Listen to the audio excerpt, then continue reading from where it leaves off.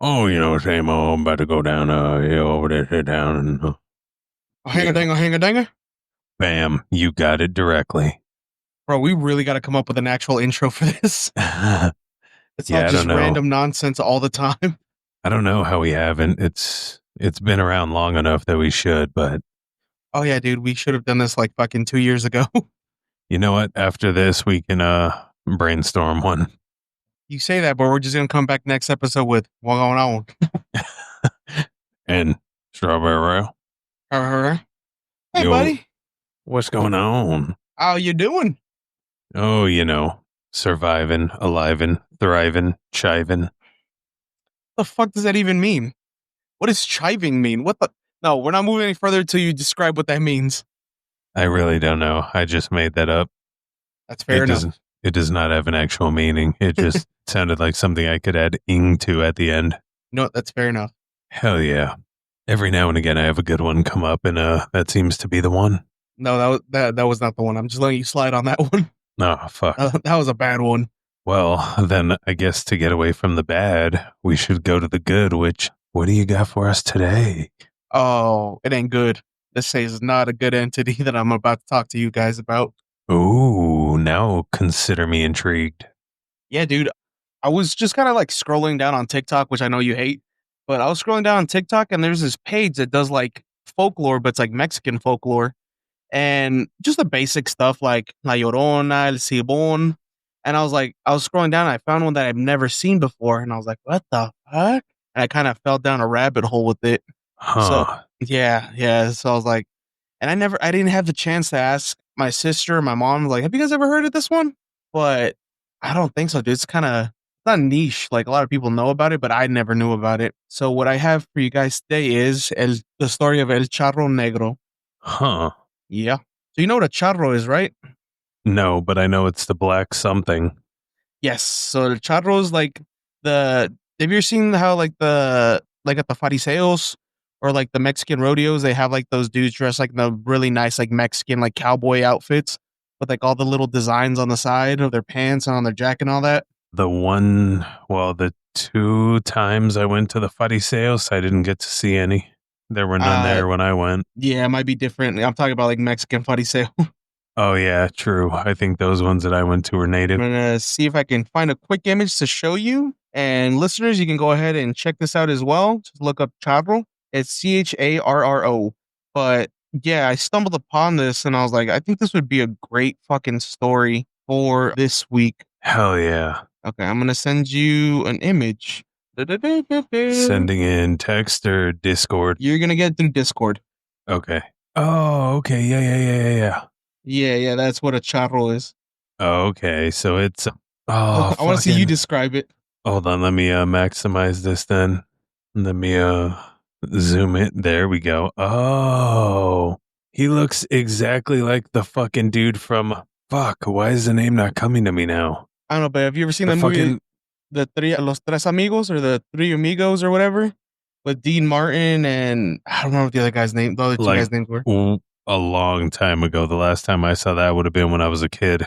No, it's, what is that? The Poco Loco song from?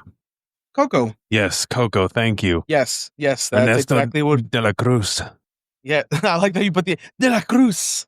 I like how you threw the accent on that one, but yeah, that's a charro. So Okay. today I'm going to be telling you the story of El Charro Negro. Hell yeah. Are you ready? I'm so ready. I'm ready. Let's go, bro. That was a bad one. I know, thank you. It's not a compliment. It's okay, I'm taking it as one, damn it. You just let me have this. Okay, fine enough. I'll give you that one. Hell yeah. But that's the only one you get. That's fine with me, Buster. All right, so I'm gonna give you basically just an overview, and I'm gonna give you there's like different stories about him.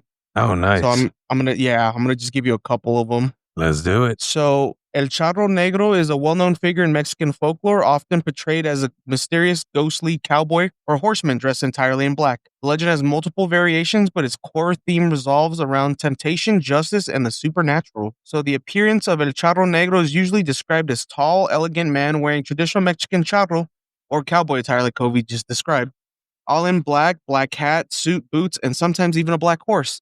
for most of it, he's on a black horse.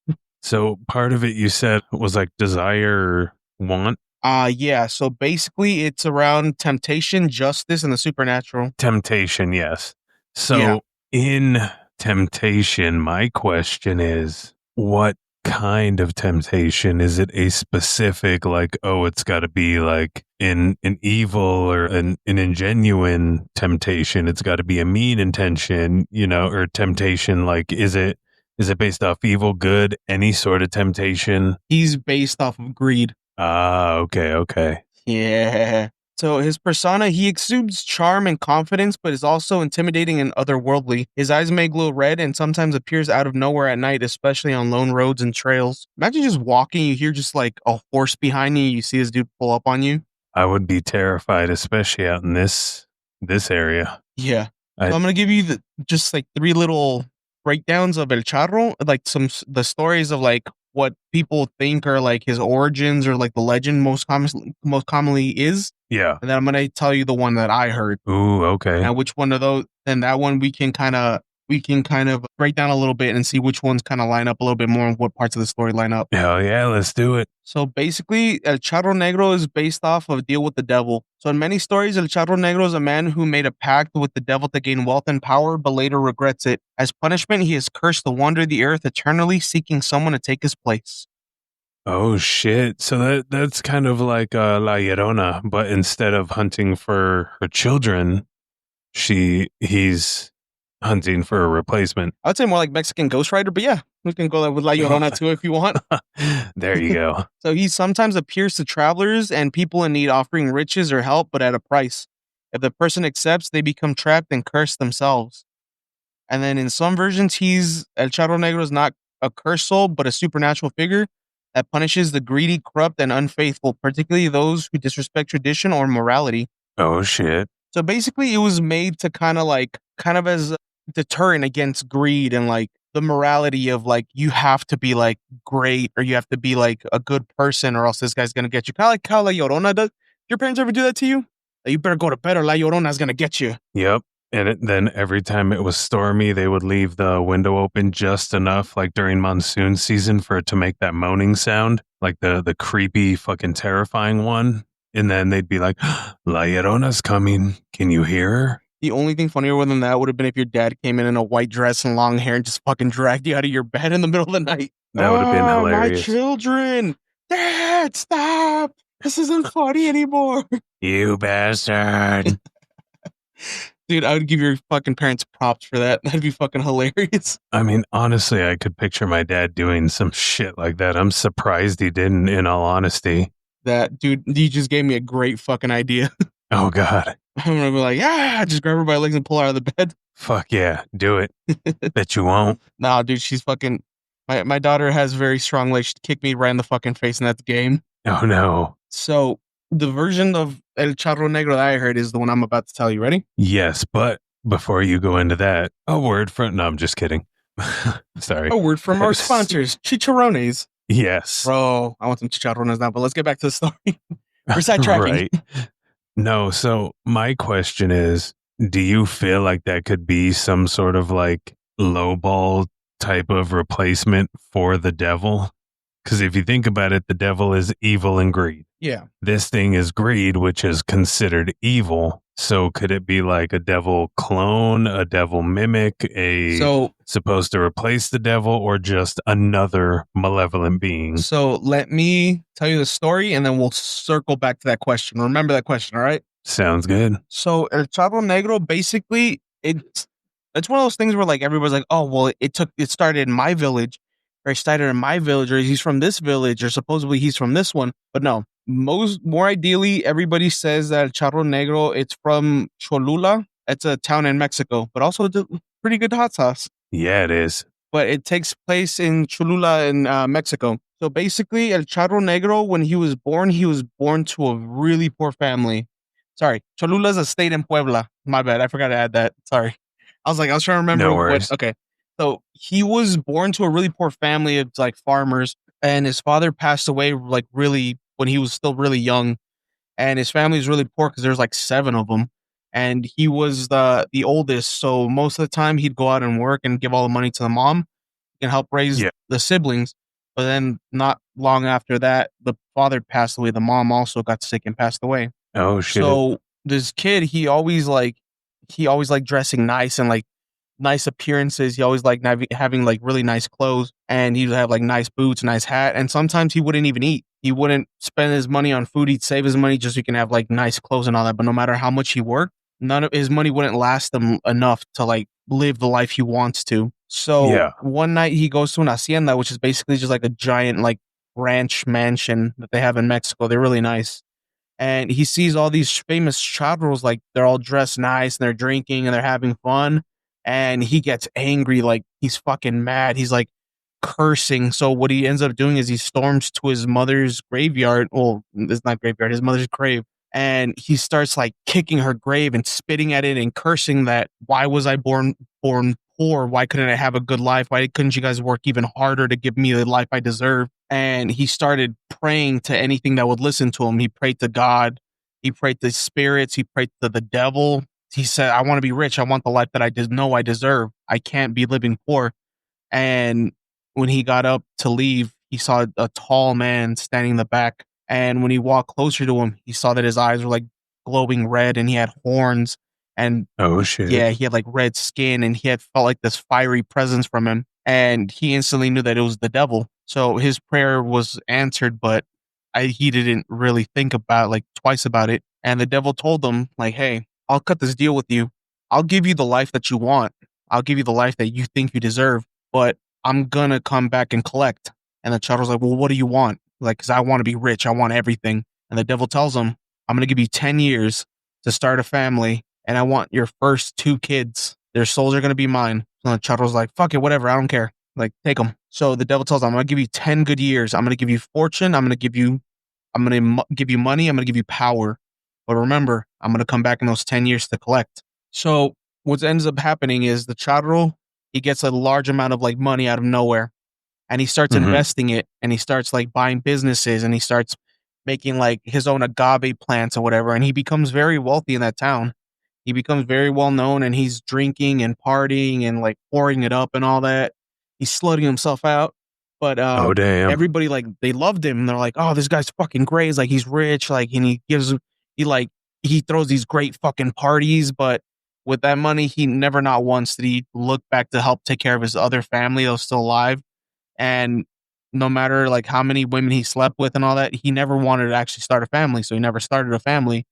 And he Oh. started getting like pains. He's like, well, time's about to be up. Like, I got maybe a couple of days left on that contract I made with the devil. So panicking, he went to his stable and he found his most loyal horse. It was like his favorite horse that always would like nobody else. He wouldn't let anybody else ride it besides the charro. So he grabbed the horse and he grabbed as much of his gold as he could carry. And he's like, fuck it, I'll just start a new life somewhere else. Like, you're not gonna find me. He's like, if I leave town. So he starts riding through the desert, and the desert starts feeling endless. Like he's been riding for hours, but the desert's like still like as far as the eye can see, he doesn't see anything else. Like he doesn't see his town anymore, and he doesn't see anything ahead of him, which he knows is weird because there should be another town nearby. Yeah. So he keeps going, and then it's the dust storm kind of kicks up, and he hears a loud voice from like coming from around him.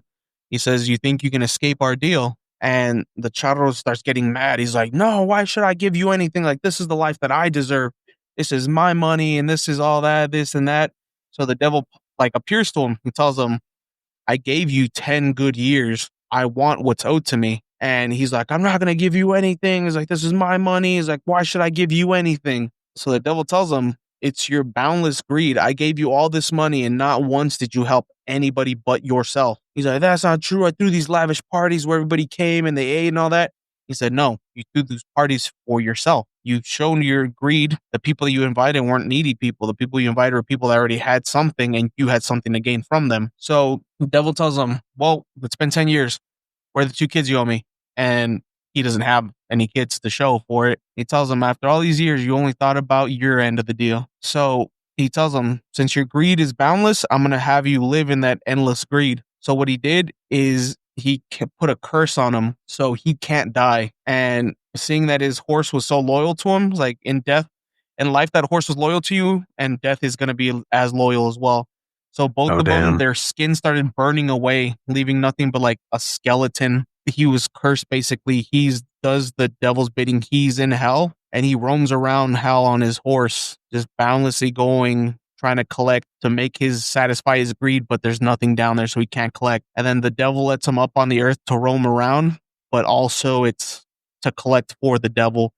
Like he makes deals and he has to go collect for the devil on whatever the deal is. But a lot of people say that if you're walking by yourself in like certain like lone parts of Mexico, you'll see a guy pull up on a black horse in like a nice old charro outfit and he'll talk to you and he's really charismatic and he offers you like a ride and you're never supposed to take that ride. If you take that ride, a lot of people say that that's where people disappear. That they've seen like people in their villages like hop on the horse with the really handsome charro, and then nobody's ever seen them again. In other variations, he'll either offer you a ride or he'll offer you gold. And if you take the gold, it's cursed gold. So anything you try to do with that gold, like I'm gonna start a business with this, it's always gonna fail. And you're basically gonna end up the same way he did, and that's what El Charro Negro does. He offers people the same deal he took, and if they're dumb enough to take it, they basically join and become whatever he is. Oh, yeah, no thanks. I like not having a cursed soul. Oh yeah, dude, for sure. But I've seen like in my research on this, I've been seeing like a lot of like videos from Mexico, Yeah, and they're like, there's some really fucking really like weird ones where like, oh, you can hear El Charro Negro, and it's just kind of like a horse neighing and like dogs going crazy. I mean, it's a horse, so I would assume dogs would go crazy either way. yeah, But I've seen two videos and I was like, fuck, like that's fucking wild. Because on one of them, you hear like the horse running, like you hear like the clip clop. I yeah. don't know how to best describe the The hooves. galloping. Yeah, yeah, you can hear the galloping of the horse and dogs just start going like insane. It's like the middle of the night. And on the first video, you see like a blur of something. You can kind of tell like it's a horse and somebody on a horse, but they slow the video down. And the horse is a skeleton, and the guy riding it's a skeleton with the sombrero on. And I was like, fuck, dude. I was like, that's gotta be. It's like, I don't believe that one. That's crazy. And then the second one I saw, which kind of fucking got me, and I saved it so I can show you it whenever I see you. It's these dudes are doing a ghost investigation in Cholula, in that town, and they're in a cemetery and they're like there's something there like it's moving in the background like but you know how like most Mexican graves they don't have like the little tombstone, they have like the actual like little buildings like little chapels. Yeah, It's like a bunch of little chapels for people and they're like there's something moving there and there's something like a black shadow. I was like, oh, what the fuck is that like this says El Charro Negro caught on camera. I was like, is that it? And then I was like, no, that's a statue of San Judas. I was like, that's St. Jude, never mind, that's a statue of St. Jude. oh god. And I was like, where the fuck is he? And then they're like, he's right there, he's right there. And then like, you know how in some flashlights you can like turn it and it opens up the beam wider? Yeah, They do that, and then you see like a face of a horse passing, and then you see like somebody like with their head down on the horse with like the dressed like a charro crossing through the back of like one of the fucking little chapel things. oh shit. And I was like, and then they take off running. They're like, no, no. I was like, dude, that'd be fucking terrible. Imagine because they're like, they're like calling out, like, are you a ghost? It's like, if you're a ghost, come towards us. Like, we want to see you. We come towards us. And then nothing happens. Like, are you a demon? Like, come forth if you're a demon. And then they're like, there's something moving.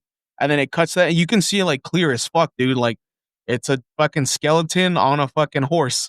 And I was like, dude, I shit my pants. That's why I can't do ghost investigations in fucking Mexico. Dude, Because we it's never gotta a make it ghost. down to one. Even if it's a more mellow haunting down there, like I'm okay That's the with thing though. that. Mexican ghosts are not mellow. Look up have your wife look up Relatos de Ultratumba, which is a Mexican show about like ghost hunters, and not once did they ever get a fucking mellow ghost. It's not like move a chair. Like, do you know how like we watch like the ghost hunting like here in like the United Yeah. States, and it's like if there's a ghost here, is like appear, do something that you can see, and then like they move a picture frame or a chair, and everyone's like, oh, oh. No, Mexican ghosts aren't like that. Mexican ghosts are gonna make your whole fucking house rattle. They're gonna fucking throw knives at you, and then you're gonna see a fucking woman in a fucking white dress walking towards you. Like they're never chill like ghost hauntings, and I don't know why. It's like that, and like the Japanese ghosts are like really fucking out there. I They're would terrifying. love to do one in Japan, but I also have a dream of going to Those Japan. Yeah, those are the two fucking places I will never do a ghost. I'll do as many ghost investigations you want here. Like set one up and I'll do it. Like in the United States, that's fine. That's chill. I'll do one here. Even though I got fucking something attach itself to me twice. Like I'll still do it, but in Mexico, I will not do one in Mexico and I will not do one in Japan for those exact reasons that they are fucking terrifying. Okay, fine. That's fair enough. I'll have to find a different Mexican man escort to escort me around Mexico to ghost hunt. That's perfectly fine. I'll FaceTime with you.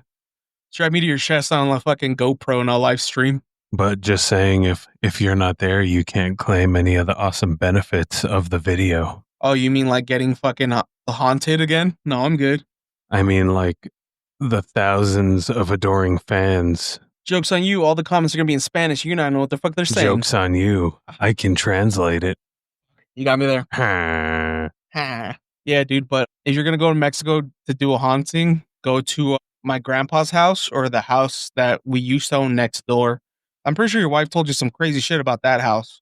I think you're actually the one who told me those stories. Yeah, I think like in the first couple episodes when I hopped on to do this, there was a couple like crazy shit. But I'm telling you, dude, Mexican ghosts aren't chill as hell. They're not normal ghosts. They're not calm. They're not peaceful. They're like really fucking vengeful. I still really want to do it, man. I don't fear the paranormal. Okay, what would you do if you're like, oh well, here, do like a ghost investigation here. Like this road says like there's an evil spirit attached to the like, or there's like a spirit attached to the road or whatever, and you're like, come out, spirit, and then you just hear like galloping behind you, and it's getting closer. I'd turn watch and be ready to run if I needed to. You are not gonna outrun a ghost, and you're definitely not gonna outrun a ghost horse. Doesn't mean I won't try. Yeah, they're gonna fucking get you. They're gonna get you fast. I'll run to where they can't go. What the fuck does that mean? A church. Okay, well, okay. That no, that's not how that works. There's not like an abundance of like churches everywhere for you to run in Mexico. Actually, there might be. There's a lot of churches in Mexico. See. Yeah, but it's not gonna be in like close enough for you to outrun a ghost horse to get to. That's fucking Who crazy. knows, man? Maybe I'm in a small town. Maybe it's not even a town. Maybe it's so small it can be considered a village where they have a church kind of on the outskirts of town, and then I'll just So you're do telling my me that shit from around there. yeah, that's not how that works, bro. That ghost horse is going to get you fucking 9 out of 10 times. There's only one way to find out. Let's go. Yeah, I'm not doing that. I'll be the driver. Well, I mean, then you I'll stay won't in the know if car. I got or not. I'll stay close enough in the car. I'll keep the car running just in case we hear ghosts galloping. Because what if without you knowing I get possessed and then like midway back cause the car to crash and we both die and become more devil workers? Okay, so tell me again how, when, why you want to go to Mexico and do this now? I think it would be very interesting to be able to experience the different variations in paranormal activity around the world. Dude, when you get a chance, look up at Charro Negro, like some of the videos, and you're gonna see what I'm talking about, and it's not chill at all. Like it's like La Llorona. It's the same shit, dude. It's like, why can't we ever have like just like what is it from Nacho Libre? Why can't we ever have like a normal ghost? Right. Everything's a vengeful spirit, like, oh, she got murdered. I was like, oh, it was a witch that they fucking dragged and they killed or whatever. This guy sold his soul to the devil. I was like, can we just have like one lady that like forgot to mail in a bill and then she passed away? Now her unfinished business is that she didn't pay her electricity. And she's just like really conservative about the lights. Like she'll just turn them off on you and be like, it's in the middle of the day. You don't need lights in the middle of the day. I'm pretty sure that was the ghost when I lived in Colorado.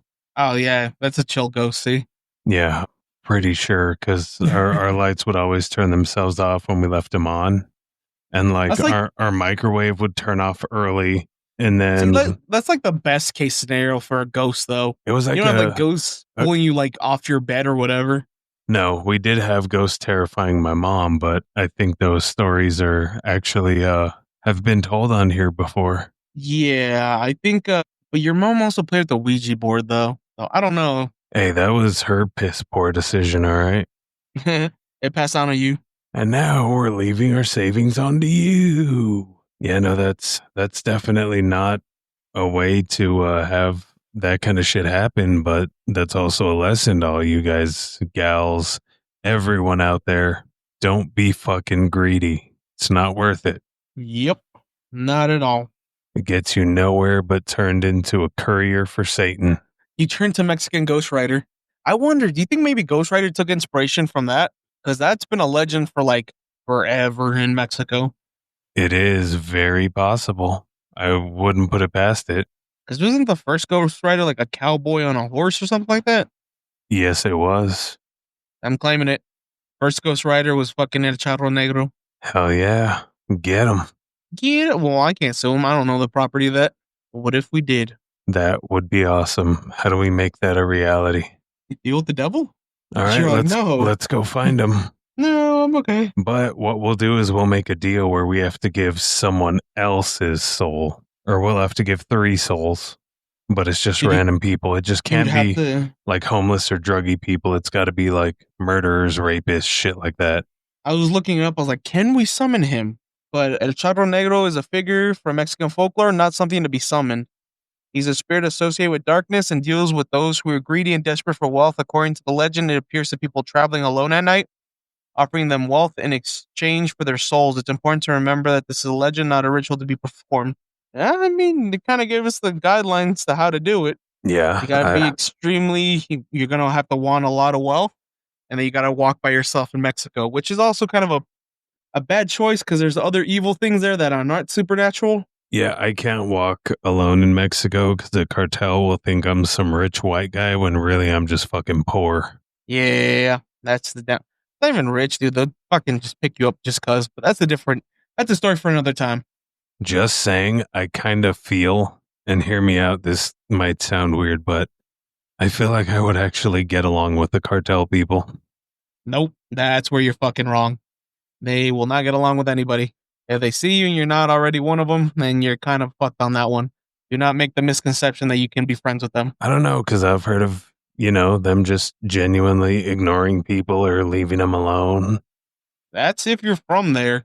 But you'd be seen as like a tourist, like a traveler, and they just fucking pick you up and hold you for ransom. That's the fucked up part. They do that to a lot of people, and then people can't pay the ransom, and it's kind of what it is. But let's veer away from that topic. Yeah, that's something I could go in depth with plans on, but Yeah, don't get yourself associated with any of that. Oh, no. I think you're thinking of the wrong style of plans. Yeah, no, they don't. You're better off trying to get a fucking El Charro Negro on your case than the cartel. Hell yeah. Then let's do it. We need No. well, I mean, I can't walk alone in Mexico, like I said, so someone has to come with me. We'll put a GPS tracker in your foot. Actually, no, that's a bad idea. In your arm. No, that's also bad. In your tummy. You'll eat it. I can't, though. Not carbonated. Are you sure? Pretty sure. All right, bud. Well, I think that's probably all we have for this one because we were ranting towards the end there again. Yeah, no worries. It's all good. But let us know what you think about this mysterious, I don't even know what to call it because Charro? well, no, I was going to say like demon, malevolent spirit, but it's technically, I don't think I would put soul? it. Yeah, I wouldn't put it in the class of a demon. I wouldn't put it in the class of a spirit or a poltergeist. So yeah, it's got to be just a damned soul or cursed soul, like you said. Yeah, that's pretty much what it is, man. Somebody got greedy and they couldn't hold up their end of the bargain. But imagine if you could, though. Do you think that would have ever ended? If he's like, all right, give me your first 2 kids. I'm like, all right, those are the 2 kids I had illegitimately. Those are my first 2 kids. Go ahead and take them. You think the devil would be like, okay? Or he'd be like, nah, I want 2 every year. So being the original deal was for that. And now, again, you can never go by what you've heard, but it's one of those things where when you hear of stuff like that, like, oh, you have to abide by the contract. But it's also the devil, though. I feel like there's always going to be some form of trickery in there, and you're never going to get the straightforward deal. I feel like there's always something underlining in it. So, and if any of you is brave enough to try this, still don't do it because we don't advise this kind of thing. But I wonder how it would go if he made that part of a deal and you came back with, okay, well, I'll take that deal, but I'm going to want continued wealth at 1 soul given a year. Oh, you mean like you're trying to renegotiate it? Yes.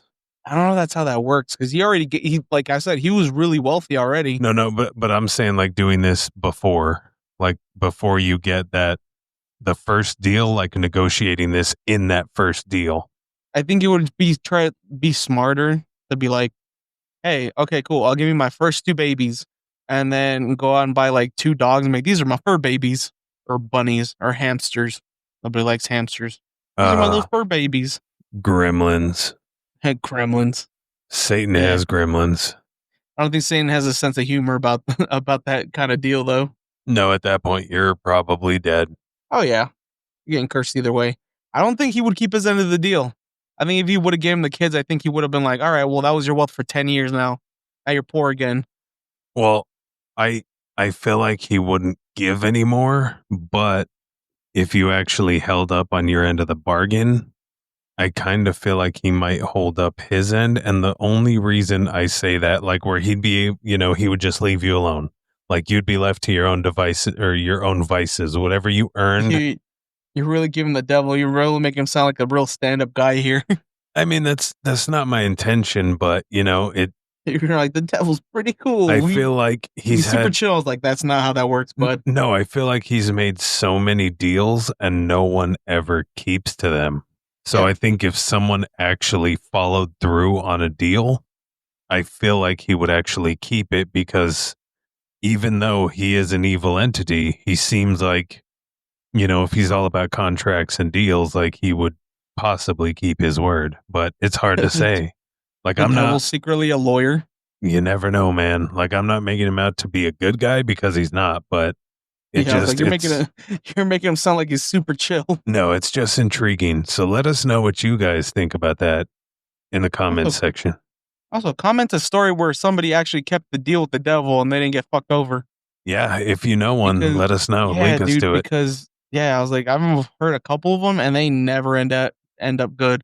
Like that dude, Robert Johnson, who sold his soul at the crossroads and he became like the first like real blues player. Hmm. And he was playing a guitar. Jesus Christ, I just felt like something touched my fucking the back of my neck. That was weird. I don't like that. Oh That no, yeah, it was fucking wild. Like, do you know how like somebody like brushes their nail on the back of your neck? I think so. That was weird. I don't like that. It was What was I saying? What was I saying before I was so rudely interrupted? about the Crossroads blues player. Right.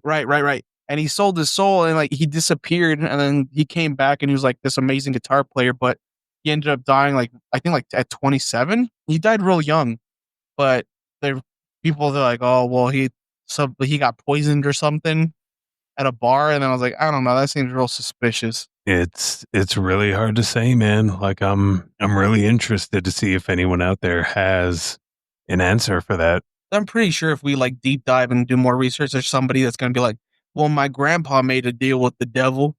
And I'm like, tell us about that. But hold on, let me put my crucifix on real quick. Yeah, no, actually, if someone out there has stories, please let us know in the comments so we can reach out to you because I would be very intrigued to hear this story and even have it on the cast. And if we need to, we could have whoever's story it is come and tell it. I'd be fine with that. Except that one guy from like our first season.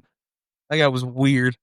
The one where the devil came up and tried to make a deal with him. He grabbed him by the dick and then he punched the devil in the dick. Oh, yeah, that was, I think that dude was just on meth. Maybe he was fucking wild. I was like, you punched the devil in the dick in your dreams, huh? Like, it was real life. I was like, okay. I was like, and with that, that's the end of the episode.